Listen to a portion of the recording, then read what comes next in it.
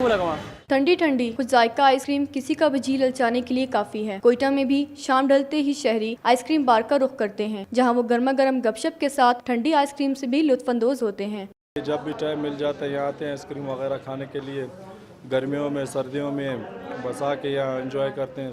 Ice cream खाने वाले इसे दीवानों की हद तक पसंद करते हैं और जब इसे ड्राई फ्रूट और मुख्तलिफ रंगों से सजावट की जाए तो फिर इसे खाने के लिए मौसम की कोई कैद नहीं रहती। गर्मी हो या सर्दी वो लोग उसी तादाद में आ रहे हैं और हमारे शहर में कोई फर्क नहीं पड़ता है। और लोग दोस्तों के साथ यहाँ आते हैं और फैमिली के साथ भी यहाँ आते हैं।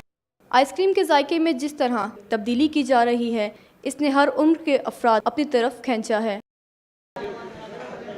आइसक्रीम की लज़्ज़त किसी मौसम की मोहताज नहीं। गर्मी हो या सर्दी, इसकी मांग और कीमत में सिर्फ इजाफा ही देखने में आया है। कैमरामैन जमील कासी के साथ हीना नसीम, कैपिटल टीवी, कोयटा।